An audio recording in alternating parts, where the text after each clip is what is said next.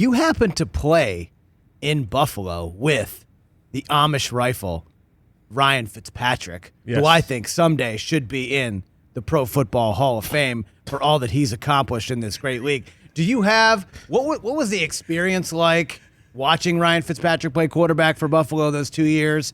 Any good Ryan Fitzpatrick stories? Because we've seen the outfits, we know the beard, we know how smart he is. Obviously went to Harvard. What can you tell us about the great Ryan Fitzpatrick? Here's what I could tell you. I wish Don Bowie wouldn't have cut away from Kirk's reaction when you said what you said. Did you see the look on this man's face when you said Ryan Fitzpatrick? Kirk was like, what? And then Don cut. But go ahead. You can tell him what you think, Kirk. This guy, I don't know.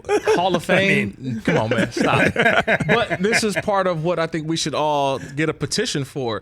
There are like certain players not necessarily should be voted in as for performance for the Hall of Fame, but there should be a wing in the Hall of Fame for certain careers or characters, right? There's certain guys you're like, man, because if you mention his name, you're like, oh, that dude's he has a Hall of Fame moment or a Hall of Fame type career. Yeah. First of all, Ryan Fitzpatrick, shout out to the fellow 2005 draft class, another one of those guys too. Still going. So he and Alex Smith and Aaron Rodgers, by the way, look at those quarterbacks. That's one of the reasons why people love quarterbacks so much. But anyway, my Ryan Fitzpatrick stories it's a little bit different. Ryan was a guy who he owned every flannel. Like he just you could never he's a flannel guy. He's flannel, he's cowboy boots, he is everything. This is a kid who grew up in Phoenix, Arizona. Yeah.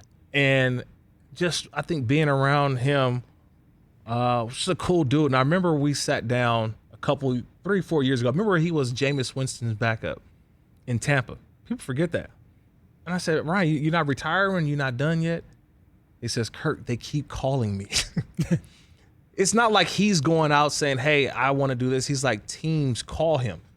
And he was like, look, and if they want me to play, I guess I'll play. But he was like, man, I kind of want to retire at times. But then it's like the money that they're asking me, I was like, I can't turn that down. But he was like, when I say one of the funnest guys to be around, you would never know he was a Harvard grad. He's just a dude. And I love being around that dude, man. Like, seriously, I wanted to play for him. I mean, I love playing for him, but I just hope that, like, at some point he does get that type of recognition. Maybe not Hall of Fame, but I think the recognition of how good of a football player and how many different teams he played for, right? We'll see, but outstanding dude in Ryan Fitzpatrick. Yeah, so keep that going. And now you mentioned teams keep calling him. Yeah, teams keep calling him and throwing $10 million at him. So, yeah, of course. Can't turn that down. Of course you're going to keep playing. What do you think he's going to do in Washington this year? Because I think that they have a real potential to not only win that division, but be a real exciting kind of red zone type team where, oh, gosh, Fitzpatrick's in the red zone. Let me just flip over and see what's going on there. Right. Yeah, no, I think you watch. The one thing about Fitz is that sometimes the Fitz magic may run out. Because 4 or 5 games, right? May run out. It may run out. May? No, because it does. This was my only criticism of Fitz. At times he is so smart. He's so just a genius of football that he is so confident that he can make every single play. Yeah. And sometimes it's like, Fitz, I know what you're waiting for. Like, he's waiting and hold on to the ball because he knows he needs to clear that over route over that third safety that's coming down on that side. He's confident that it's going to happen, but the reality of the NFL is that there's a defensive end who runs a 4-4 off the edge. He is going to hit you. Like, you have to know that. So when he gets hit, fumble, ball on the ground, and look, it's all bad. Well, it's like we talk about, Rich says it all the time. There are windows that shouldn't have balls thrown in that Ryan Fitzpatrick thinks, I'm going to throw the ball in there. He's confident in his arm. He's confident in the play. He's confident in the design, his preparation before the game. Like, that's the stuff that makes him great. And I think that's why teams keep calling him, because they know the preparation. They know that he gives you a chance to win if he's out there starting, if he's out there playing.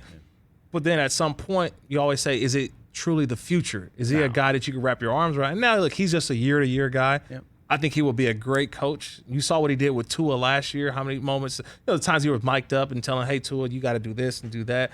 He plays with great anticipation. But he is just, there's times in the locker room where he'd walk around with just his jockstrap on. You know what I mean? Well, he's like the Deshaun Jackson thing where he came out wearing Deshaun's shirt a couple years ago. But that's Fitz though, man. Yeah. He's and then when he first started taking that beard and just letting it grow, that just became who he was. Hey, you watched all the way to the end. Thanks for that. Watch more right here.